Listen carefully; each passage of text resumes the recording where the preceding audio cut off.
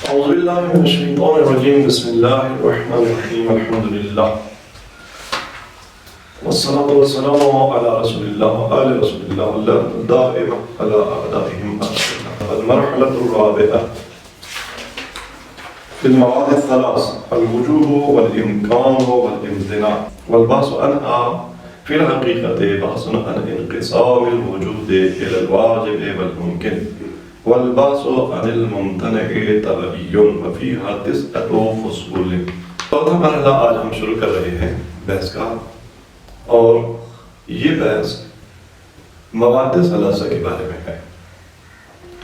مواد کا لفظ ہماری زبان میں عام طور پہ اس میٹیریل پہ بولا جاتا ہے جسے ہم خام مال کہتے ہیں. کارخانے کے لیے خام مال مواد، میٹیریل اس کو ہم مواد کہتے ہیں. مادہ، مواد. منطق اور فلسفے میں مواد کی جو اصطلاح ہے وہ آپ پڑھ چکے ہیں اور تھوڑی سی ہم اس کی توضیح بھی بیان کر دیتے ہیں. قضایا کی بحث میں، منطق میں آپ نے بحث پڑھی ہے کہ ایک قضیے کا ایک مادہ ہوتا ہے اور ایک جہت ہوتی ہے. ایک قضیے کا لفظ بھی اگرچہ کئی بار وضاحت پیش کی جا چکی، لیکن عام لوگ جب یہ اصطلاح سنتے ہیں تو ان کو سمجھ نہیں آتی کہ قضیہ کیا، قضایا کیا. قضیہ کا لفظی معنی حکم ہے، قضاوت سے ہے نا قضیہ. تو ہم جب کسی چیز پر کوئی حکم لگاتے ہیں، مثال کے طور پہ جب ہم کہتے ہیں کہ ھذا الثوب ابیض، یہ لباس سفید ہے، تو گویا ہم نے ایک فیصلہ سنایا ہے. تو جب الفاظ میں ہمارا یہ عقیدہ، ہمارا یہ فیصلہ آتا ہے تو اسے قضیہ کہتے ہیں. ٹھیک ہے، یعنی ایسا مکمل جملہ جس پہ سکوت بھی صحیح ہو اور اس جملے میں ہم کوئی حکم لگا رہے ہوں، کوئی فیصلہ لے رہے ہوں، اسے قضیہ. قضیے میں 2 چیزوں کا ہونا ضروری ہے، وگرنہ قضیہ نہیں ہوگا. ایک موضوع کا جس کے بارے میں ہم کوئی حکم لگاتے ہیں، جس کے بارے میں ہم کوئی قضاوت کرتے ہیں، جس کے بارے میں ہم کوئی فیصلہ دیتے ہیں، اور دوسرا خود وہی حکم جسے محمول کہتے ہیں، جو اس موضوع پر ہم کیا کرتے ہیں، حمل کرتے ہیں یا اس موضوع سے سالبہ میں سلب کرتے ہیں. ھذا الثوب ابیض، یہ لباس سفید ہے. آپ نے سفیدی کو اس لباس کے لیے ثابت کیا. آپ نے منطق اور فلسفے کی اصطلاحات میں اس معمول کو جو بیاض یا ابیض تھا اس کو ثابت کیا کس کے لیے، ھذا الثوب کے لیے. تو آپ قاضی ہو گئے، آپ کا یہ جملہ قضاوت ہے، قضیہ ہے. اور جب آپ سلب کرتے ہیں آپ کہتے ہیں ھذا الثوب لیس باحمر، یہ لباس سرخ نہیں ہے، تو بھی آپ نے فیصلہ دیا ہے، تب بھی یہ قضیہ ہے. البتہ قضایا کی 2 قسمیں، پھر حملیہ تو یہ تھی اور پھر شرطیہ بھی ہے. اس بحث میں بھی نہیں جاتے. خلاصہ قضیے میں آپ کا ایک موضوع ہوتا ہے، ایک محمول ہوتا ہے. ہماری قضاوت سے قطع نظر، ایک تو ہماری قضاوت ہے، قاضی کی قضاوت ہوتی ہے، کسی کو مجرم ڈکلیئر کر دیتا ہے، کسی کو بری کر دیتا ہے. لیکن ضروری نہیں کہ قاضی کی ہر قضاوت حقیقت اور نفس الامر کے مطابق ہو سکتا ہے مجرم کو قاضی بری کر دے اور جو بری اور بے گناہ تھا اسے مجرم ڈکلیئر کر دے. تو قضاوت میں تو جرم اس نے ثابت کر دیا، کہا جرم ثابت ہے، یہ مجرم ہے. لیکن حقیقت میں مجرم کوئی اور تھا، یہ بیچارہ بے گناہ تھا، اپنا دفاع نہیں کر سکا، اپنے دفاع میں دلائل پیش نہیں کر سکا، قاضی نے اسے مجرم قرار دے دیا. یا برعکس مجرم تھا واقعہ یہ شخص، لیکن چالاک تھا، اس نے ایسی مکاری کی کہ قاضی کو بھی سمجھ نہ آئی اور قاضی نے اسے بری قرار دے دیا. حقیقت میں مجرم ہے. پس قضاوت ممکن ہے حقیقت کے مطابق ہو کہ واقعہ مجرم ہو، قاضی بھی مجرم قرار دے، واقعہ بری ہو، قاضی بھی بری قرار دے. لیکن یہ بھی ہو سکتا ہے کہ حقیقت کچھ اور ہو، قضاوت کچھ اور ہو. بالکل ایسا ہے منطق میں، فلسفے میں ہو سکتا ہے ہمارا قضیہ کچھ اور ہو، حقیقت کچھ اور ہو. قضیہ در حقیقت موضوع اور محمول کے درمیان ایک ربط قائم کرنے کا نام ہے. وہ ربط اثباتی ہو تو ہم مجمع کہتے ہیں اور سلبی ہو تو سلبہ کہتے ہیں. اسی طرح سے قضایا شرطیہ میں کہ شرط اور جزا کے درمیان ممکن ربط ہو اور ممکن ربط ہم بنا رہے ہیں لیکن حقیقت میں ربط نہ ہو. اب 2 باتیں، ایک عینی حقائق کی دنیا ہے، نفس الامری عالم ہے، ایک ہماری قضاوتیں ہیں. نفس الامر میں عینی حقائق کی دنیا میں موضوع اور محمول کے درمیان ایک نسبت ہے اور ہمارے قضیے میں بھی ایک نسبت ہے. مثال کے طور پہ ہم جب کہتے ہیں اللہ تبارک و تعالی واجب الوجود، تو اللہ تبارک و تعالیٰ کو ہم نے اپنے قضیہ اور قضاوت میں موضوع بنایا اور واجب الوجود کو معمول بنایا، اور اس معمول کو اس موضوع پر حمل کیا. اور نفس الامر حقیقت بھی یہی ہے کہ خدا تبارک تعالیٰ واجب الوجود ہے، اور ہماری قضاوت بھی یہی ہے، قضیہ بھی یہی ہے کہ اللہ تبارک تعالیٰ واجب. ایک دفعہ ہم کہتے ہیں کہ الانسان ممکن الوجود، عینی حقیقت بھی یہی ہے کہ انسان ممکن الوجود ہے، ہماری قضاوت اور قضیہ بھی کیا ہے؟ ممکن الوجود. اور ممکن ہے کوئی ان قضاء کو برعکس کر دے، نعوذ باللہ، اللہ تبارک تعالیٰ کے بارے میں کہہ رہا ہوں اللہ علیہ سے موجود انسان کہہ رہا ہوں، یہ خدا نہیں ہے، تو اس کا قضیہ کیا ہے؟ وہ اس معمول کو اس موضوع سے سلب کر رہا ہے، ان کے درمیان نسبت کو توڑ رہا ہے، حالانکہ نفس الامر میں ان کے درمیان نسبت قائم ہے. تو خلاصہ ایک ہے حقیقی نسبت موضوع اور معمول کے درمیان یا مقدم اور تاریخ کے درمیان، ایک ہے ہماری قضاوت. ہم کہہ رہے ہوتے ہیں کہ ان کانت الشمس طالعۃ فالنہار موجود، یا ممکن ہم کہہ رہے ہوں النہار لیس بموجود. اگر ہم کہیں موجود تو نفس الامر حقیقت کے مطابق ہمارا قضیہ، اگر ہم کہیں لیس بموجود تو نفس الامر حقیقت کے مطابق نہیں. جو واقعی نسبت ہوتی ہے موضوع اور معمول کے درمیان نفس الامر میں، اس نسبت کو کہتے ہیں مادہ. اچھا، بے جہت بھی نہیں ہے. ہم مثال کے طور پہ کہتے ہیں کہ اس کتاب کا مادہ کاغذ ہے، اور کاغذ کا مادہ جیسے کہنا جب اس رس نکال لیتے ہیں تو اس کا عکاس کیا ہے؟ مواد ہے. تو مواد واقعہ اس کا وہی ہوتا ہے، مادہ اس کا وہی ہوتا ہے. نسبت ہے ان کے درمیان، اس عکاس اور اس فارمیکا کے درمیان ایک نسبت واقعی ہے. تو اسی طرح سے واقعی نسبت ہوتی ہے موضوع اور معمول کے درمیان. ایک اس واقعی نسبت کو منطق میں کیا کہتے تھے؟ قضیے کا مواد، مادۃ القضیہ. ایک دفعہ ممکن ہے مادۃ القضیہ کچھ اور ہو اور آپ اس کو بیان کچھ اور کر رہے ہوں. مثلا انسان موجود ہے، ہاں، لیکن انسان کا موجود ہونا وجوبی تو نہیں ہے نا، ممکن ہے چونکہ مخلوق ہے. وہ یہ کہے کہ الانسان موجود بالضرورہ، انسان بالضرورہ موجود ہے، حالانکہ انسان ممکن موجود ہے اس کائنات کا، بالضرورہ موجود اس کائنات کا اللہ تعالیٰ کا وجود ہے. تو ایک دفعہ انسان کو کہنے والا کہے کہ اللہ موجود بالضرورہ، یہاں یہ بالضرورہ جو الفاظ میں آیا اس کو کہتے ہیں جہت قضیہ، جو ہم بیان کر رہے ہیں. ایک واقعی نسبت ہے موضوع معمول کے درمیان، وہ ضرورت تھی، اور ہم نے جہت میں بھی ضرورت لایا. ممکن ہے جہت بھی اور مادہ ایک جیسے ہوں، اور ممکن ہے ہم کہہ رہے ہوں کہ الانسان موجود بالامکان. یہاں جہاں بالضرورہ کہا تو مادہ اور تھا، موضوع معمول کے مادہ امکانی تھا، لیکن ہماری جہت ضرورت تھی. اور جہاں ہم کہتے ہیں کہ الانسان موجود بالامکان، تو انسان اور موجودیت کے درمیان رابطہ واقعی بھی امکانی تھا، اور ہمارے قضیے میں بھی ہم نے اس کو امکانی رابطہ بتایا ہے. تو دو چیزیں تھیں منطق میں آپ پڑھ چکے قضاء کی بحث میں، کہ ایک مادہ قضیہ ہوتا ہے، مادہ قضیہ اس واقعی اور حقیقی اور نفس الامری نسبت کو کہتے ہیں جو موضوع اور معمول یا مقدم تاریخ کے درمیان ہوتی ہے. ایک جہت قضیہ ہوتی ہے، جہت قضیہ ہوتی ہے جو آپ بیان کر رہے ہیں. تو اس سے پتہ چلا کہ موضوعات اور معمولات کے درمیان نسبتیں ہوتی ہیں، واقعی نسبتیں کوئی پائی جاتی ہیں. اب وہ واقعی نسبتیں کتنی ہیں؟ موضوعات اور معمولات کے درمیان واقعی نسبتوں کی کتنے قسم ہے؟ بنیادی طور پر دو ہی قسم کی وہ واقعی نسبت دو چیزوں کے درمیان ہو سکتی ہے. یا کیا ہوگی؟ وجوب ہوگی، یعنی حتماً یہ موضوع اس معمول کے ساتھ اور وہ معمول اس موضوع کے ساتھ منتسب ہوگا. جیسے آپ مثال کے طور پہ ایک سفید کپڑے کے بارے میں کہیں کہ ھذا ثوب ابیض، اس کپڑے اور بیاض کے درمیان واقعی نسبت. اور یہ سفید کپڑا یہ نہیں ہو سکتا کہ سفید ہوتے ہوئے سفید نہ ہو. اس سے بہتر مثال اللہ موجود بالوجوب، اللہ تعالیٰ موجود ہے واجبی وجود. الانسان موجود بالامکان، انسان موجود ہے امکانی وجود. انسان اور موجود ہونے کے درمیان جو رابط ہے وہ امکانی ہے، اور اللہ تعالیٰ اور موجود ہونے کے درمیان جو رابط ہے وہ وجوبی ہے. ٹھیک ہے، تو دو چیزوں کے درمیان یا تو نسبت وجوبی ہوگی یا امکانی ہوگی.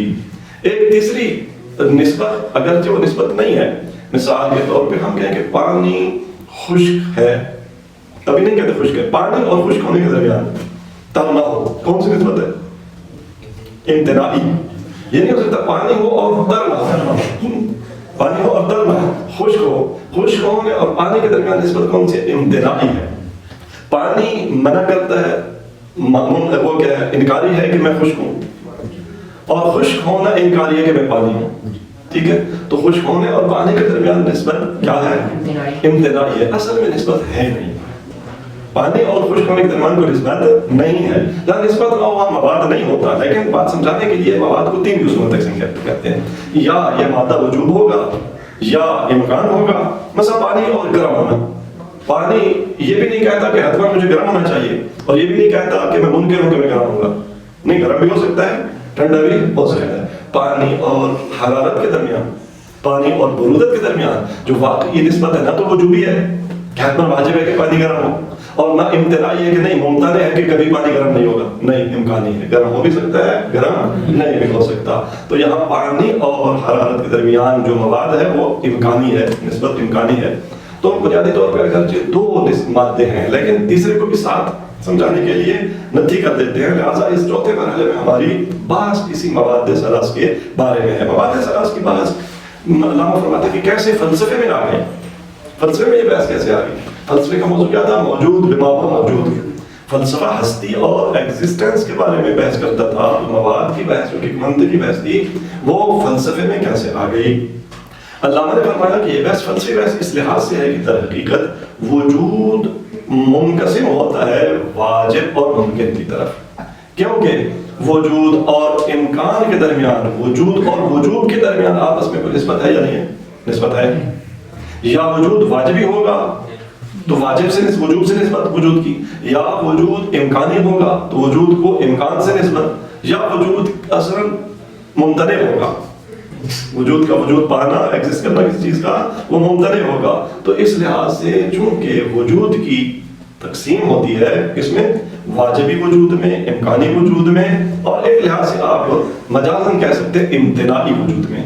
تو بس یہ بحث فلسفی بحث بھی ہے. اب اس باب میں 9 فصلیں ہیں. تو مقدمے میں یہی انہوں نے فرمایا کہ المرحلۃ الرابعہ, چوتھا مرحلہ بدایۃ النہایہ کی بحث کا وہ کیا ہے؟ فی المواد الثلاث, مواد سگانہ 3 قسم کے مواد میں یہ مرحلہ اس کی میں بحث ہوگی. وہ مواد ثلاث کیا ہے؟ الوجوب والامکان والامتناع. وجوب ہے, امکان ہے اور امتناع, یہ مواد ثلاث. والبحث عنها فی الحقیقہ بحث عن انقسام الوجود الى الواجب والممکن. فرماتے ہیں ان مواد ثلاث کے بارے میں بحث در حقیقت کون سی بحث ہے؟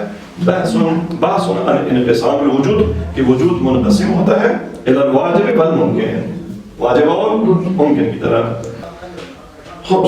والبحث عن الممتنع تبین, یہاں اس جملے میں علامہ نے اشارہ کیا.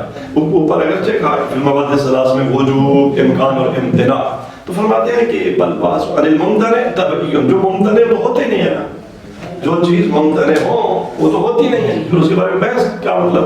کہتے ہیں اس کے بارے میں بحث طبعی ہے. اصل میں وجود اور امکان کے بارے میں بحث ہوگی, لیکن چونکہ ان وجود کے مقابلے میں امتناع ہوتا ہے اور ہم اس کو فہم کرتے ہیں, لہٰذا اس کے بارے میں بحث ہوگی, اور وہ ایک ذیلی اور طفیلی بحث ہوگی. تو اس مرحلہ میں 9 فصلیں ہیں. پہلی فصل الفصل الاول فی تعریف المواد الثلاث وانحصارها فیها. پہلی فصل ہے مواد ثلاث کی تعریف اور اس بحث میں کہ مواد 3 ہی مادوں میں منحصر ہے. ہم نے کہا وجود, امکان اور امتناع, تو آیا کوئی چوتھا مادہ نہیں ہو سکتا, 5واں, 6واں؟ نہیں, کہتے ہیں مواد ان 3 مادوں میں منحصر ہے. پہلی فصل اس میں ہم مواد ثلاث کی تعریف پیش کریں گے اور یہ بتائیں گے کہ مواد ثلاث منحصر ہے 3 میں. ثلاث میں مواد منحصر ہے 3 میں, بتا نہ مواد ثلاث, مواد ثلاث تو 3 ہی ہوگا نا, مواد منحصر ہے 3 میں. فرماتے ہیں کہ کل مفہوم اذا قیس الی الوجود, كل مفهوم إذا قيس إلى الوجود فإما أن يجب له فهو الواجب أو يمتنع وهو الممتنع أو لا يجب له ولا يمتنع وهو الممكن. فإنه إما يكون الوجود له ضروريا وهو الأول أو يكون العدم له ضروريا وهو الثاني, وإما أن لا يكون شيء له ضروريا وهو الثالث. کسی بھی آپ مفہوم کو لے لیں, کسی بھی مفہوم کو لے لیں, زید, خالد, بکر کا, گھوڑے گدھے کا مفہوم, پھول کا مفہوم, شاخ کا مفہوم, خوش, ستاروں کا مفہوم, سیاروں کا مفہوم, جمادات کا مفہوم, جمادات کے انواع کا مفہوم, نباتات کی انواع کا مفہوم. کوئی بھی کائنات کے موجودات میں سے کسی بھی موجود, ابھی موجودات بھی نہیں کہہ سکتے, کسی بھی مفہوم کو آپ لے لیں, کیونکہ موجودات جب ہم کہتے ہیں تو موجود ہوتے ہیں, موجودات ہوتے ہیں.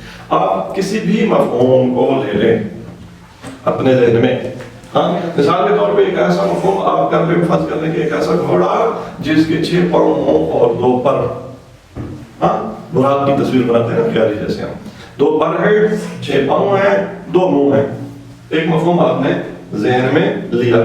اب یہ مفہوم آیا موجود ہو سکتا ہے یا نہیں؟ کہتے ہیں کہ وجود کی طرف جب بھی کسی مفہوم کا آپ قیاس کریں گے تو وہ 3 حالتوں سے خالی نہیں ہوگا. یہ مفہوم جو آپ نے فہم کیا، ایکسپٹ کیا، جس کا ادراک حاصل کیا، جب آپ اس کو دیکھتے ہیں کہ اس کا وجود تحقق پا سکتا ہے، آیا یہ مفہوم ایگزسٹ کر سکتا ہے یا کرتا ہے یا نہیں، تو فلسفی طور پر 3 حالتیں یہاں پر ہو سکتی ہیں. یا تو وجود اس مفہوم کے لیے واجب ہوگا، حتماً یہ مفہوم عالم حقائق میں موجود بھی ہوگا. ایک پہلی حالت، اگر ایسا ہو کہ مفہوم ایسا ہے کہ اس کے مصداق کا پایا جانا، ایگزسٹ کرنا ضروری اور حتمی اور واجب ہو، تو اس کو کیا کہتے ہیں؟ واجب ہی کہتے ہیں، وہ واجب ہے. یا یہ کہ نہیں، اس کا پایا جانا ممتنع ہوگا، جیسے ابھی ہم نے سوچا ایسا پانی جو خشک ہو، ایسا پانی جو خشک ہو، ٹھیک ہے، ایسا انسان جو گھوڑا ہو، ایسا انسان جو گھوڑا، یہ نہیں ایک ناؤ سے ہوگا، 2 ناؤ انواع سے تو ایٹ اے ٹائم ہم پیچھے پڑ چکے ہیں کہ ایک چیز نہیں ہو سکتی نا. ایسا میٹھا جو کھٹا ہو، ایسا میٹھا جو کھٹا ہو، ایسا انسان جو گھوڑا ہو، ایسا پانی جو خشک ہو، اس کو تصور تو ہم کر سکتے ہیں، مفہوم تو ہمارے ذہن میں آ جاتا ہے. لیکن جب وجود کے ساتھ اس کا قیاس کرتے ہیں کہ آیا یہ مفہوم موجود بھی ہو سکتا ہے، ایگزسٹ کر سکتا ہے یا نہیں، تو اس کا موجود ہونا، وجود پانا محال ہوگا، ممتنع ہوگا. تو ایسے مفہوم کو کیا کہتے ہیں؟ ممتنع. رہ گئی درمیان میں ایک چیز. بعض مفاہیم ایسے ہوں گے کہ جن کو جب آپ تصور کریں گے اور وجود کے ساتھ ان کو قیاس کریں گے تو نہ ان کا وجود پانا ضروری، نہ وجود نہ پانا ضروری. جیسے ایک پانی کے لیے ٹھنڈا ہونا نہ ضروری، نہ گرم ہونا ضروری. ایک انسان کے لیے شاعر ہونا نہ ضروری ہے، نہ شاعر نہ ہونا ضروری ہے. عالم ہونا بھی ضروری نہیں، عالم نہ ہونا ضروری بھی نہیں ہے. ایک گائے کے لیے دودھ دینا بھی ضروری نہیں ہے، دودھ نہ دینا بھی ضروری نہیں. ٹھیک ہے. اچھا، تو وہ مفہوم جو جب آپ وجود کی طرف اس کی وہ کریں نسبت، تو اس کا وجود پانا بھی ضروری نہ ہو، وجود نہ پانا بھی ضروری نہ ہو، تو اسے کیا کہتے ہیں؟ ممکن. تو یہ 3 قسمیں ہیں کس کی؟ مواد کی. اب اگر کوئی کہے کہ چوتھی قسم کا بھی احتمال ہے، وہ یہ کہ کوئی ایسا مفہوم جس کے لیے وجود بھی ضروری ہو، عدم بھی، یہ ہو سکتا ہے ایک چیز کا وجود پانا بھی ضروری ہو اور وجود نہ پانا بھی ضروری ہو، یا یہی چوتھی ایک ہی شے ہو سکتی تھی، قابل تصور. لیکن یہ بھی تھوڑی سی بات توجہ کرے تو یہ نہیں ہو سکتا، کیونکہ اس سے کیا آتا ہے؟ تضاد ذات میں، ہاں تضاد ذات میں لازم آتا ہے. ذات میں تضاد قابل قبول نہیں ہے کہ ایک چیز الف ہو بھی اور الف نہ بھی ہو. الفصل الاول فی تعریف المواد الثلاث انحصارها فیها. پہلی فصل مواد ثلاث کی تعریف میں، اور یہ کہ یہ مواد 3 ہی میں منحصر ہے. کل مفہوم اذا قیس الی الوجود. آپ کسی بھی مفہوم کو جب وجود کی طرف نسبت دیتے ہیں، پہلے دیکھیں ہم مختلف جو مثالیں دیں نا وہ موضوع اور معمول کو صرف سمجھانے کے لیے، کہ مثلا ہم نے کہا کہ زید قائم، وہاں زید کی قیام کی طرف نسبت دی. نہیں، یہاں موضوع کو آپ نے نسبت کس سے دینی ہے؟ وجود کی طرف. آپ کا معمول موجود ہونا چاہیے. زید موجود، خالد موجود، اللہ تعالی عالم موجود، انسان موجود، الشیطان موجود. ہاں، یا مثال کے طور پہ الجن مثلا لیس بموجود یا غیر موجود، حالانکہ موجود ہونا. اچھا ہو تو کسی بھی مفہوم کو اضافی سا جب قیاس کیا جاتا ہے الوجود، وجود کی طرف، فاما ان یجب له، یعنی یجب میں ضمیر فاعلی کا مرجع ہوگا، جس کا ہوگا ضمیر فاعلی جس کا مرجع کیا؟ وجود ہے. یعنی اما ان یجب الوجود له یعنی للمفہوم، اس مفہوم کے لیے یا تو وجود واجب ہوگا، اس مفہوم کا پایا جانا اور ایگزسٹ کرنا ضروری ہوگا. یا تو اگر ایسا ہو تو اس وجود کو کیا کہتے ہیں؟ فاول واجب، اسے واجب وجود کہتے ہیں، فاول واجب. او یمتنع، یعنی کیا؟ یعنی پورا جملہ جو ہو گیا کہ جب آپ ایک مفہوم کو وجود کی طرف قیاس کریں تو یمتنع لہ، یعنی وجود اس مفہوم کے لیے ممتنع ہوگا، اس مفہوم کا وجود پانا ممتنع ہوگا، ممنوع ہے کہ یہ مفہوم وجود نہیں پا سکتا. جیسے ہماری مثال میں ایسا پانی وجود نہیں پا سکتا جو خشک ہو. وَهُوَ الْمُمْتَنِعُ، اسے کیا کہتے ہیں؟ ممتنع کہتے ہیں. وہ مفہوم جو کبھی بھی وجود نہ پا سکتا اسے ممتنع کہتے ہیں.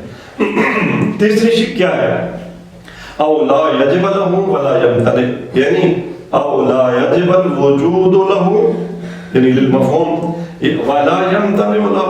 تیسری شک یہ ہے کہ اس مفہوم کے لیے نہ تو وجود پانا واجب ہوگا نہ وجود پانا محال ہوگا، ممنوع ہوگا. وَهُوَ الْمُمْكِنُ، اسے کیا کہتے ہیں؟ ممکن کہتے ہیں. فَإِنَّهُ إِمَّا أَن يَكُونَ الْوُجُودُ ضَرُورِيًّا. اب پھر انہیں تین قسموں کو ایک نئے بیان کے ساتھ بیان کر رہے ہیں. بس اب تک کا بعض کی تفسیر اور ایک نئی تفسیر اور تصویر یہ ہے کہ فَإِنَّهُ إِمَّا يَكُونَ الْوُجُودُ لَهُ ضَرُورِيًّا، کسی مفہوم کے لیے وجود ضروری ہوگا، وَهُوَ الْأَوَّلُ، یہ پہلی قسم.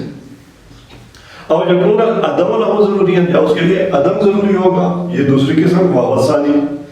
وَإِمَّا أَن لَا يَكُونَ شَيْءٌ مِّنْهُمَا لَهُ ضَرُورِيًّا. ممکن میں کیا ہوتا ہے؟ نہ وجود ضروری ہوتا ہے نہ امتناع ضروری ہوتا ہے. وجود اور امتناع میں سے کچھ بھی ضروری نہیں ہوگا اس کے لیے. وَهُوَ الثَّالِثُ، یہ تیسری قسم. ایک چوتھا احتمال ہے، چوتھی قسم نہیں ہے لیکن چوتھی قسم کا ایک احتمال ہے. وہ کیا ہے؟ وَأَمَّا احتمال كُونِ الْوُجُودِ وَالْعَدَمِ كِلَيْهِمَا ضَرُورِيًّا. ایک مفہوم ایسا ہو کہ اس کے لیے وجود بھی ضروری ہو اور عدم بھی ضروری ہو، اکٹھے دونوں اس کے لیے ضروری ہوں. فَمُرْتَفِعٌ، یہ احتمال مرتفع ہے بِأَدْنَى الْتِفَاتٍ. انسان تھوڑی سی بھی توجہ کرے نا تو یہ احتمال ہی سرے سے باطل ہے. یہ نہیں ہو سکتا کہ چیز کے لیے وجود بھی ضروری ہو اور عدم بھی ضروری ہو.